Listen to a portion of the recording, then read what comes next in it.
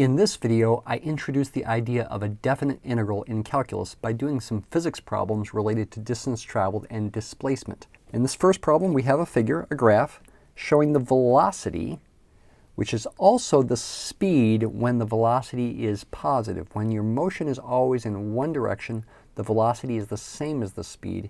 If your motion is back and forth, then they're different. I will talk about situations where the motion is back and forth in a later problem. So we have, for a car, over some time interval from 0 to 12, units are not given. We certainly could give units. Time could, for example, be in seconds. And the velocity, the units for the vertical axis, could be in, say, I don't know, meters per second or something like that. And we're going to use the rectangles that you see, either the boxes or these shaded rectangles, maybe we could even use both, to estimate the displacement, change in position, which in this case is the same as distance traveled because you're moving in one direction, not back and forth. And we're going to do various things related to what you might call the setup for integrals. Do these represent left or right sums, the shaded rectangles? Do they lead to upper or lower estimates? What is the value of n? N really is the number of rectangles. What is the value of delta t? The delta t is the change in time for each rectangle. It is the width of each rectangle. Give an approximate value for the estimate using the given rectangles that are shaded. And part F is kind of vague. Find a better approximation. Well, it's not clear how to find a better approximation, but I'll talk about that as we go. All right, before we get into actually solving the problem, let me talk a little bit of generalities to help you understand.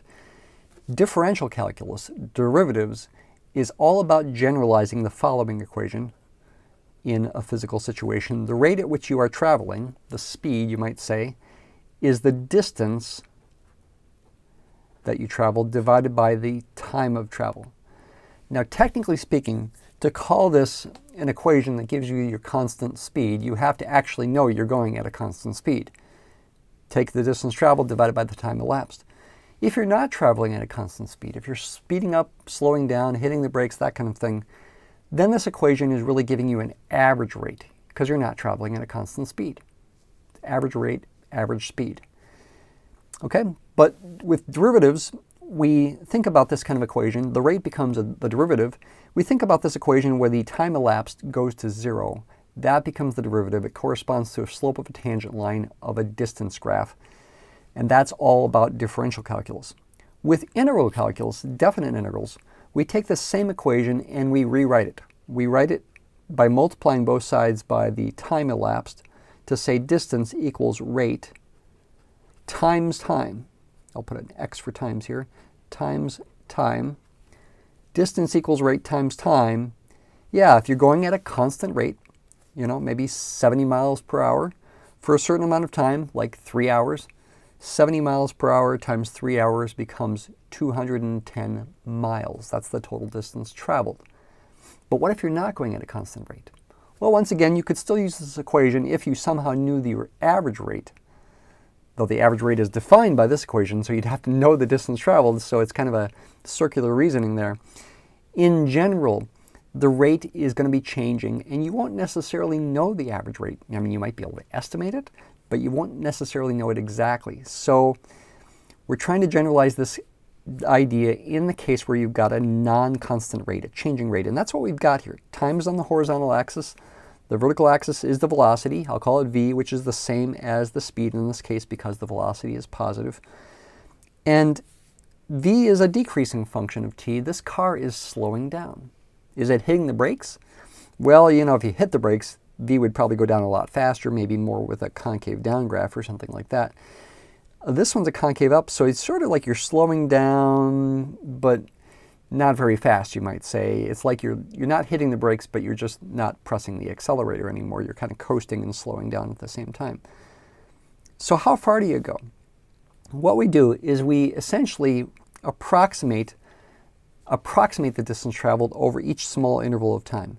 Over each small interval of time, here, how many intervals do we have here? 1, 2, 3, 4, 5, 6.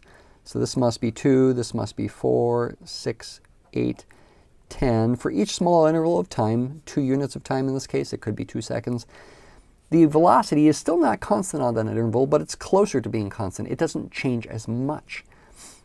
And so we could approximate the distance traveled by doing rate times time. The time elapsed is that distance right there. That's what's called delta t. That's 2 in this case. And the rate, again, is not constant, but, well, if we approximated the rate at the, say, the left endpoint of the interval, 0 in this case, to be 4, it looks like it's 4, that would be a decent approximation to the rate over that time interval. The velocity goes from 4 down to a little less than 3 over the time interval from 0 to 2. You know, it's close to 4 meters per second or something. Go ahead and pretend that's the exact velocity over the entire time interval and do this product. 4 times 2 is 8. And then you do that for each one of these intervals. In effect, you are finding the areas of all these rectangles, and that is approximating the total distance traveled. It's also approximating the total area under the curve. And the area under the curve is then what is the exact distance traveled. So there's a nice geometric connection between the idea of distance traveled and area. That is at the heart of definite integrals, integral calculus. All right, so let's go ahead and do the problem now. Use a different color now. Part A, do the rectangles represent a left or right sum? Well, you have to know what a left or right sum is. First of all, we are adding areas of rectangles. 1, 2, 3, 4, 5, 6 rectangles. We're adding those. That's why it's a sum. Adding areas to get a total area. Adding approximate distance traveled to get a total distance traveled, approximately. The fact that on each interval, we're using the left endpoint to approximate the velocity. Like in this first interval from 0 to 2, go up over here to approximate the velocity to get the area, the height of this rectangle here to be 4. That means we're using the left endpoint. It's a left-hand sum. We do that in the second interval too. The interval from 2 to 4, its left endpoint is 2. Use that to go up to the curve to approximate the velocity on that interval. From the interval from 4 to 6, go to the left endpoint of that interval, go up to the curve, use that value to approximate the velocity. Interval from 6 to 8, the left endpoint is 6, go to the curve. Interval from 8 to 10, the left endpoint is 8, go to the curve. Interval from 10 to 12, the left endpoint is 10, go to the curve. We're using the left endpoint and the height of this graph, the velocity itself at the left endpoint, to get the heights of the rectangles and therefore approximate the area under the curve. That's a mouthful.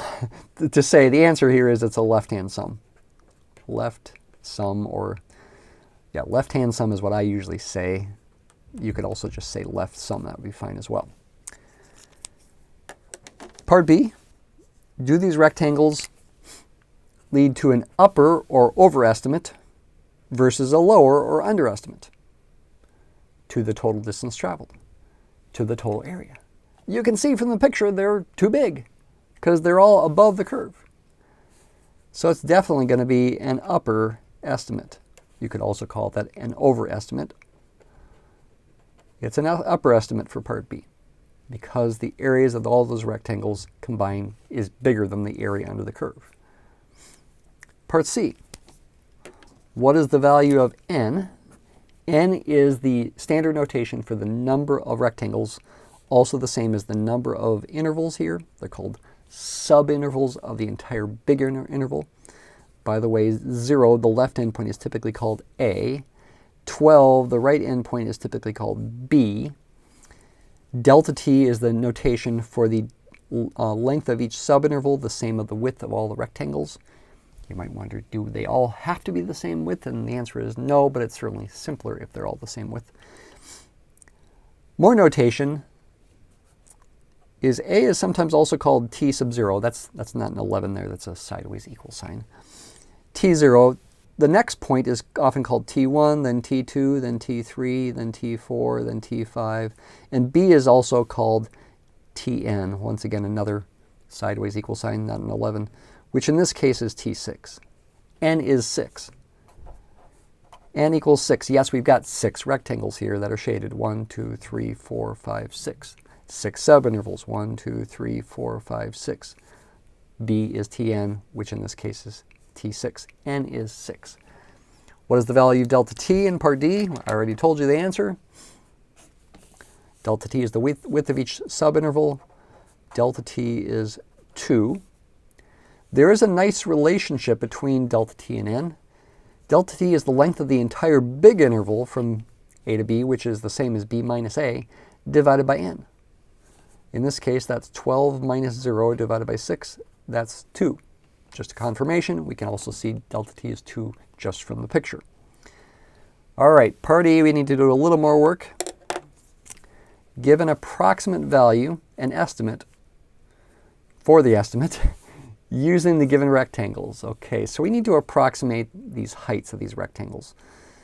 This one seems to be about 4. This one here seems to be 2. This one's close to 3, 2.9 or something, etc. Those heights could be thought of as function values. I could think of v as a function of t. V equals f of t if I like. And in writing this approximation, I'm going to use function notation. It's going to be helpful to do that. We're going to be also using capital sigma notation, summation notation. What we're really doing is we're finding values of f at these different t values, t0, t1, t2 through t5 for a left-hand sum. We're plugging those numbers into f.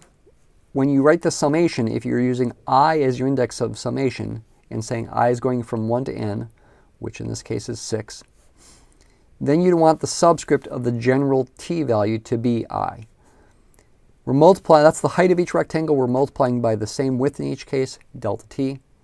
We're adding those up. Summation notation means start at the lowest value of I. Oh, and in fact, I made a mistake here. There should be I minus 1 here, because we're starting by plugging in t0. Start at the lowest value of I, which is 1. Replace that value of I here, so you get f of t sub 1 minus 1 is t0. Multiply times delta t, and then add the same kind of expression when you plug in the next value of I, which is 2. Now you don't see a 2 over here, but it's implied. The next value of I is I equals 2, but 2 minus 1 is 1. So I could write the next value like this. The next value is I equals 3. 3 minus 1 is 2. And you keep doing this. We've got 3 more terms here. When I is 4, you get this. When I is 5, you get this. And when I is 6, you get this. Now, actually, the way that I wrote this summation is not unique. I also could have written it as a summation f of ti times delta t like I started to, but start I at 0 instead of 1 and go up to 5 instead of 6. Okay? Either way is okay. It really represents the same summation. Put the word or here, or that form for the summation. It does represent the same thing. But now I need to approximate those function values again. F of t0 is 4. Very close to 4. Delta t in each case is 2. I also could factor the delta t out of all of these, but let me keep it there as is to emphasize each one is an area of a rectangle. F of t1 is the same as f of 2, is almost 3, 2.8 or 2.9. I think I'm going to use should I use 2.85? Okay, I'll keep it simple. I'll do 2.9. Oops, and this is a 2 here.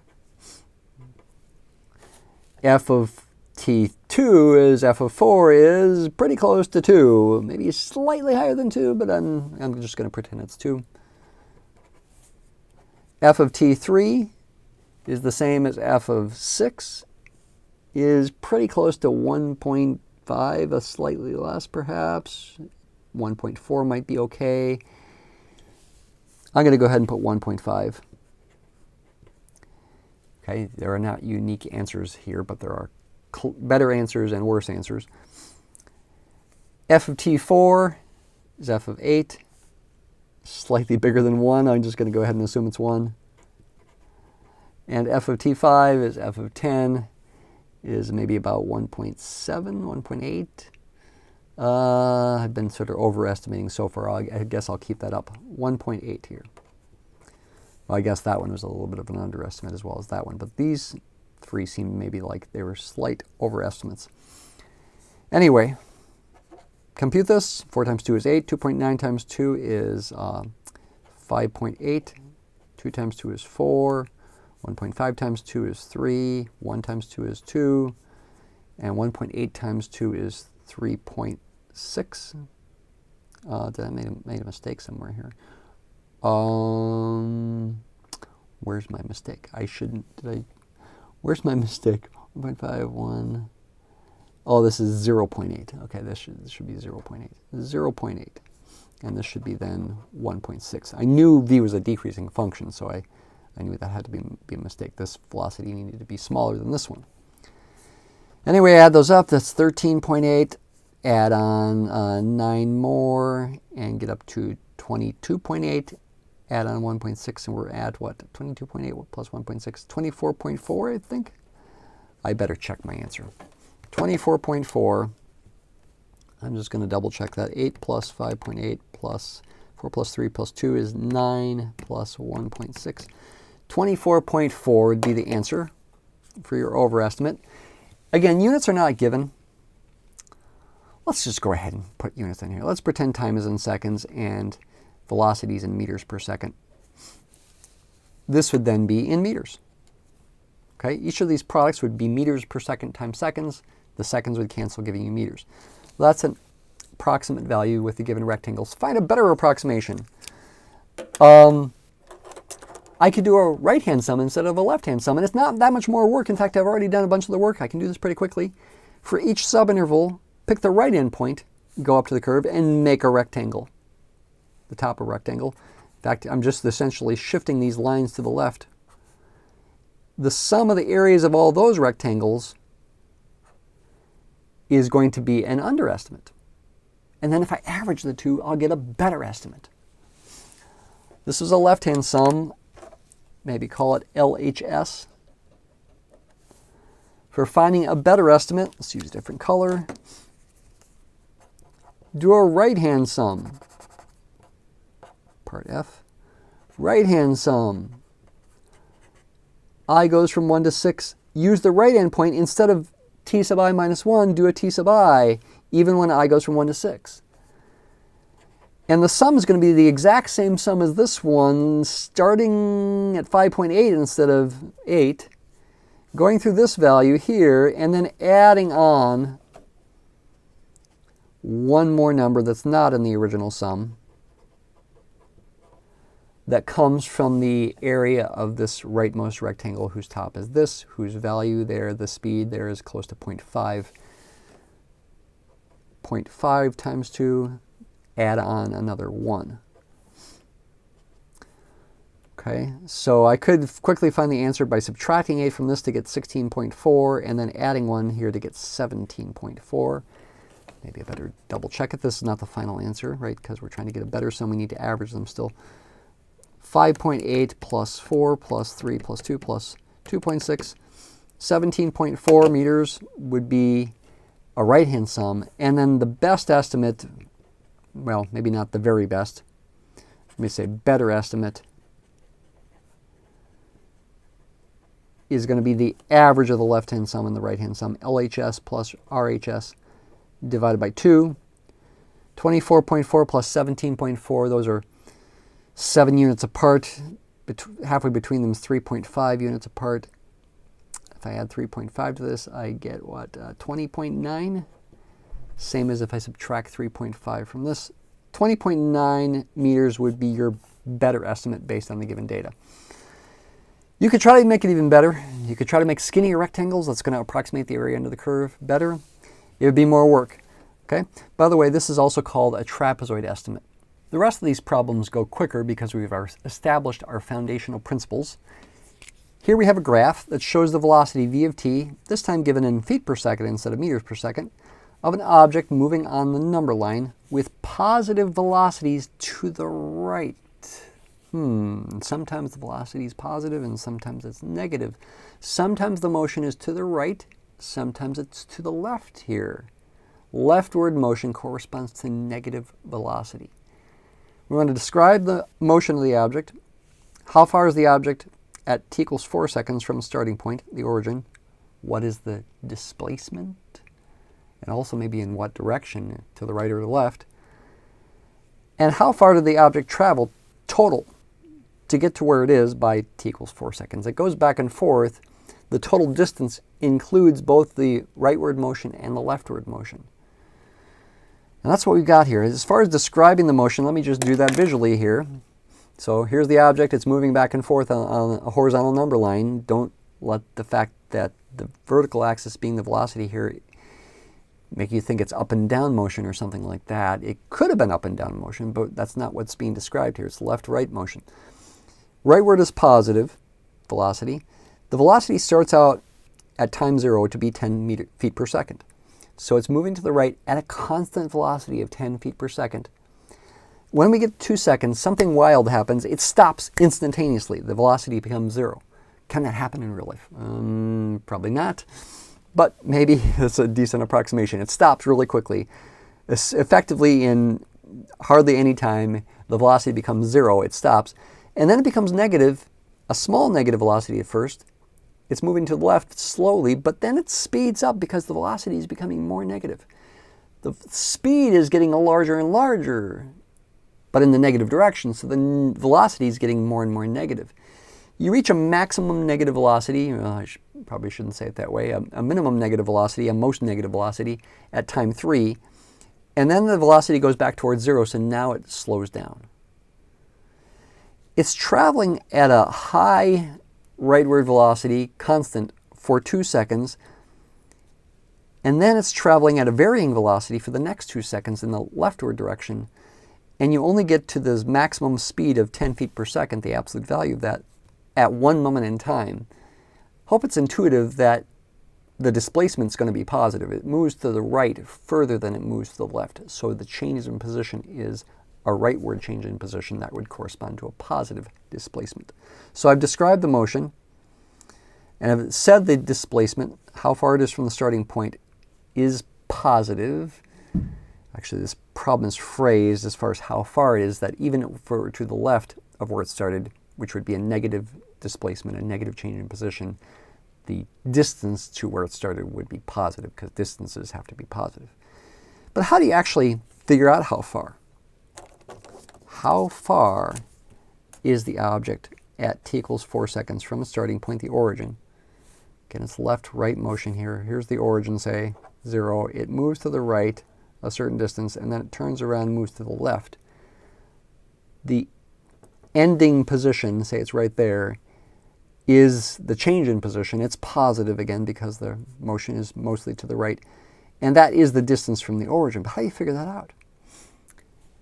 Relate it to areas. The area of this rectangle is the distance between here and here.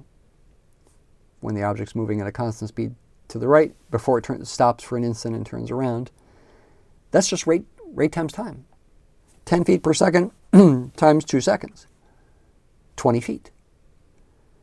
But then, for the next 2 seconds, it moves to the left, speeds up a bit, then slows down, and at t equals 4 comes to a stop right there. This area corresponds to the leftward displacement during that interval of time.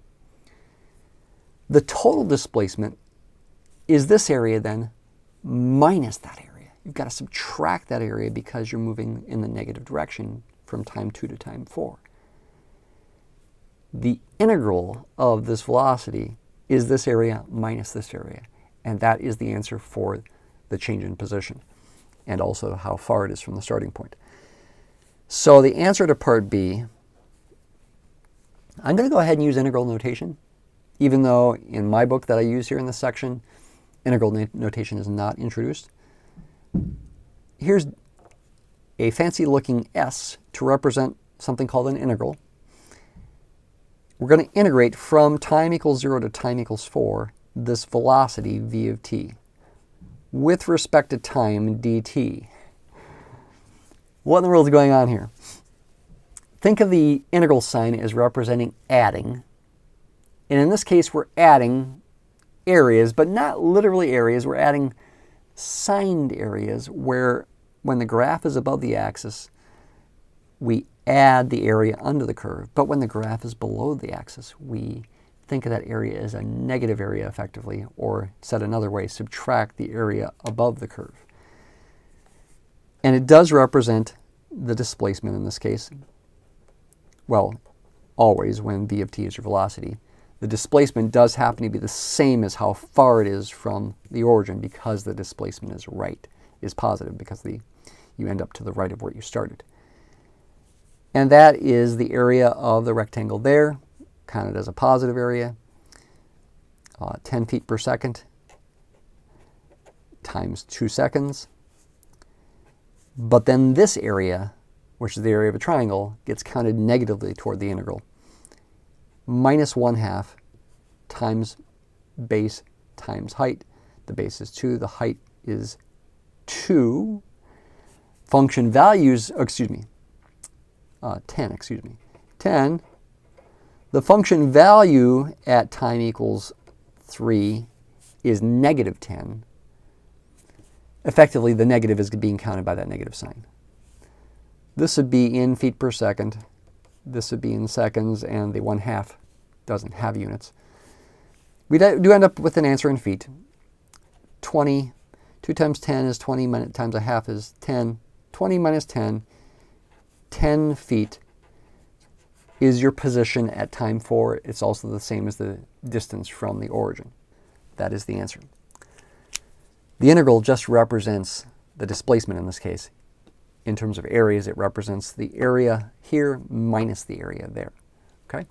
Again, in my book that I use, this symbol's not introduced in this section. In part C, we want to find how far did the object travel total back and forth to get where it is by 4 seconds. You can use what I found here to figure out the answer. This is a 10, this is 20. You go 20 feet this way before going 10 feet this way. The answer's got to be 20 plus 10 equals 30 feet. That could be interpreted as an integral, but not of the velocity, but instead its absolute value, which is the speed. In general, the speed is the absolute value of the velocity. It'd be 30 feet. We did it visually here. We could also think about a graph. I could graph the absolute value of the velocity. It'd be the same as this graph when time goes between 0 and 2. It would be the reflection of this graph across the horizontal axis when time goes between 2 and 4. And that would be a graph above the axis completely. You'd add up these two areas just like what we did here to get the answer of 30 feet for the total distance traveled. Number 3 is pretty similar to number 2, except now our velocity function is continuous. It's also in centimeters per second. It's also a particle instead of an object or a car. But we are moving on a number line with positive velocities to the right, negative velocities when you're moving to the left. Part A says find the change in position. You could also call it the displacement and total distance traveled between times 0 and 5 seconds. And there is no part B really in this problem. I guess that's a typo. Okay, or I could say part A is find the change in position, part B is find the total distance traveled. Okay, so the change in position,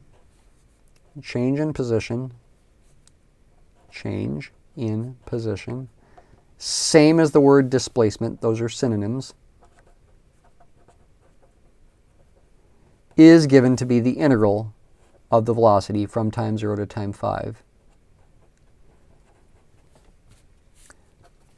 When the graph is above the axis, the integral from 0 to 4, so to speak, is that area. When the graph is below the axis, the integral from 4 to 5 is the opposite, the negative of this area. Or you could think of it as this area minus this area. Either way is okay. So I'll do this quickly. I won't even bother calling it part, well, okay, I'll call this part A for change in position, and I'll call part B the total distance traveled.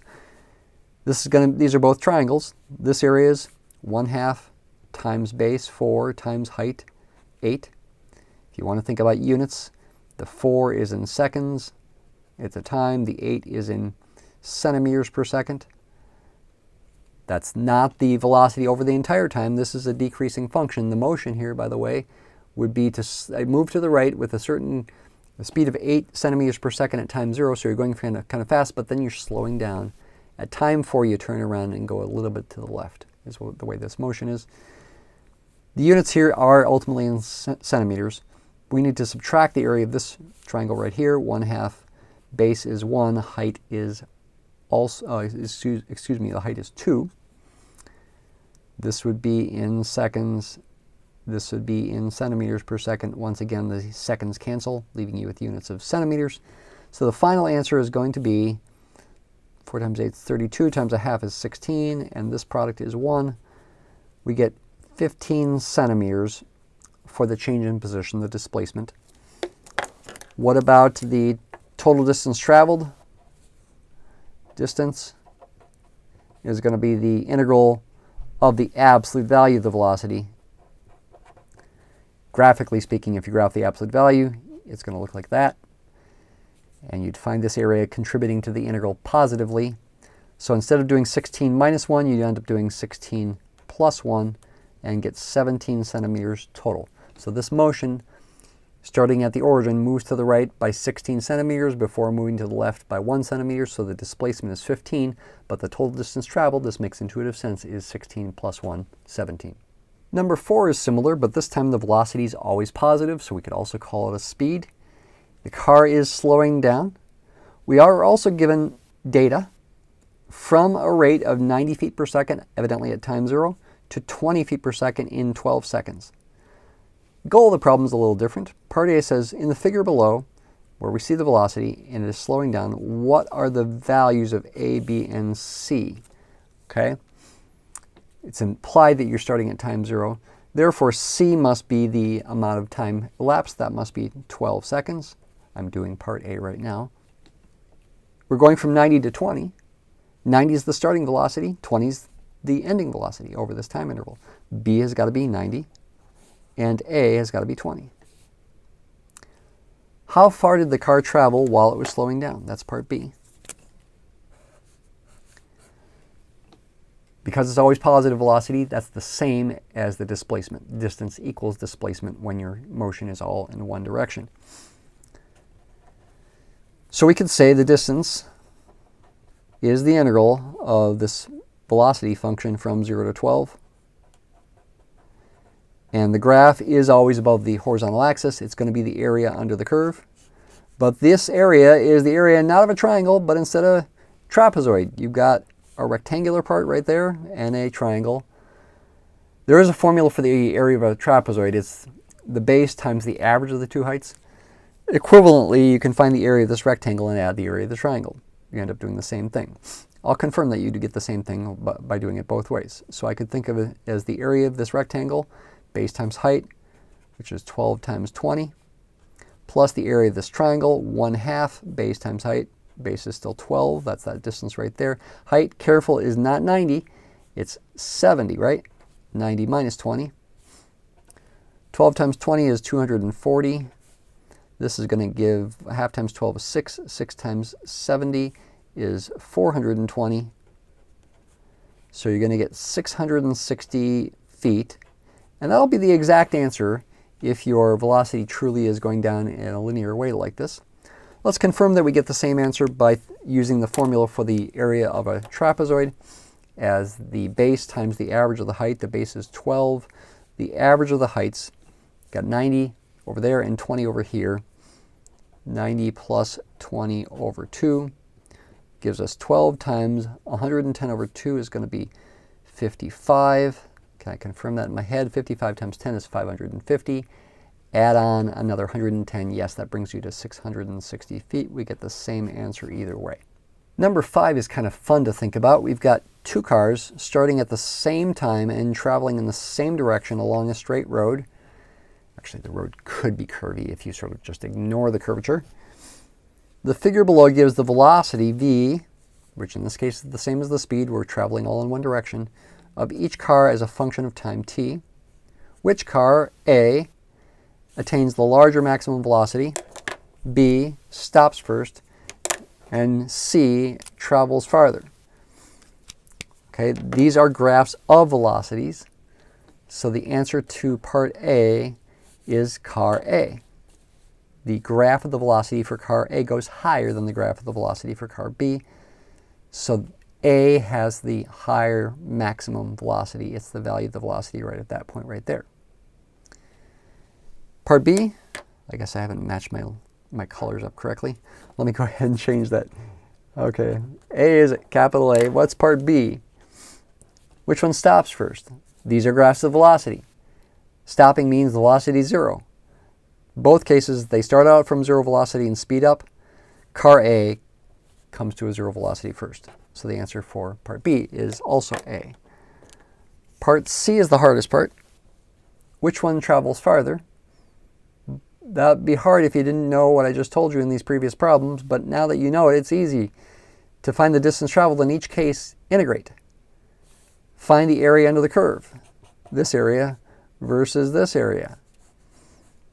Pretty clearly, car B has the bigger area. Therefore, car B travels farther. Okay, car A speeds up and goes pretty fast, but doesn't travel for very long before slowing down and stopping. So it doesn't go very far in the end. This area is relatively small. Car B doesn't go as fast, but travels for a lot longer time, making the area under its graph bigger, meaning it travels farther. In our last problem, the velocity actually has a formula, f of t equals 25 minus t squared. That is our velocity function. Part A says, find the difference between the upper and lower estimates of the distance traveled when you have this velocity function over this interval from time 1 to time 3, so A is 1 and B equals 3, for n equals 200. 200 rectangles? Yikes, that doesn't sound so easy. Well, there's a trick. Okay. Upper estimate means overestimate. Lower estimate means underestimate. This function over this interval is decreasing. In fact, this function is decreasing for all t between, when t is greater than or equal to 0. Could I let time go past time 5 here? Yes, I could. The intercept here is 5 because 5 squared is 25. I could let the velocity go negative and maybe it would be an accurate model, but we're really just focused on the interval from 1 to 3 anyway. There's 1, there's 3. We're trying to estimate the area under this curve. It's not a trapezoid because the top is curved. We definitely have to estimate the area in this case, although we're not literally going to do it. It's a more abstract question. We would have to estimate the area. We couldn't find the area as the area of a trapezoid or the area of a rectangle plus the area of a trapezoid. We could approximate this with the area of a trapezoid, and that would be what the trapezoid rule does. We could use left-hand sums, right-hand sums, average them, giving the same answer as the trapezoid rule. For large n, we'd probably want to program that on a computer if we're going to do it. Is there a better way? Is there a better way to find that area instead of trying to use a bunch of rectangles? The answer is yes, but that's for another video. It's related to something called the fundamental theorem of calculus. Big, big thing. Sounds big, right? Fundamental theorem of calculus. Anyway, coming back to actually doing this, there's a result that if f is monotone, meaning always increasing or always decreasing, that's what monotone means. I'm implicitly saying f is either monotone increasing or always going up, or monotone decreasing, always going down, as this one is. On the interval in question, I'll use closed interval notation there from A to B, then the upper estimate minus the lower estimate, the difference between them, which is what we're after, same as the distance on a number line between these two numbers, is given by the absolute value of f of b minus f of a times delta t. F has to be monotone for this to be true. If it goes both up and down, it's not monotone on this interval, then this is not true.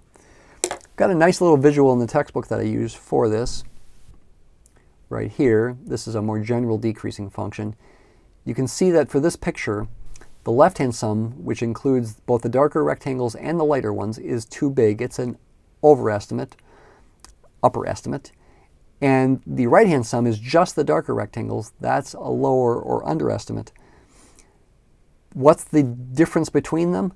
Just given by the areas of these shaded lightly shaded rectangles.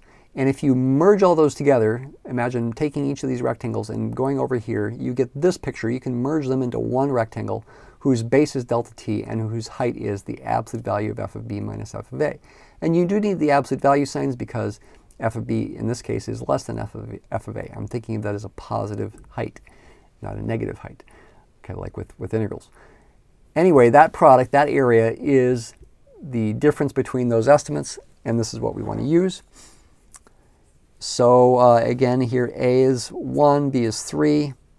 So for this problem in part A here, we get the absolute value of f of 3 minus f of 1. What's delta t? It's b minus a over n. So that's 3 minus 1 over 200. F of 3, go up to the formula here, 25 minus t squared. 25 minus 9 is 16. F of 1 is 25 minus 1 squared is 24. Again, b is 3, a is 1, n is 200. 16 minus 24 is negative 8. Take its absolute value, get positive 8. Here we have 2 over 200, which is 1 over 100, which is the same as 0.01. So we get 8 times 0.01 is 0.08. That is the difference between the upper and lower estimates. You could also call it the distance between their values. I'm not finding the upper and lower estimates. I'm just saying when n equals 200, the distance between them is 0.08. And the true area under the curve is actually going to be between the upper and lower estimates. So the error in using the upper and lower estimates to estimate the distance under the curve is going to also be less than 0.08. Not equal to it, but less than it. Big idea there. Part B, how big should n be? Evidently not 200, but maybe something bigger, to guarantee that the difference between the upper and lower estimates to the distance traveled on this interval is less than 0.0001. So what do we need to do? We need to figure out, we don't know what n is. Essentially use this equation still, but leave n unspecified. And I guess we have to solve for n. We want to make this less than 0.0001. We want upper minus lower to be less than 0.0001. As a fraction, that's the same as, what is it, tenths, hundredths, thousandths, 10,000ths, 1/10,000th. But this is, according to the calculations up here, say, and replacing 200 with just an n, 8 times 2 is 16 over n. That's what the upper minus the lower estimate is going to be when n is not specified. When n equals 200, like it was in part A, this becomes 0.08. Solve this inequality for n. 16 over n. I guess I will use the 1 over 10,000, but I could certainly use the decimal. How do you solve this inequality for n? You could take the reciprocal of both sides, flip both sides. However, if you do so, the inequality needs to change direction.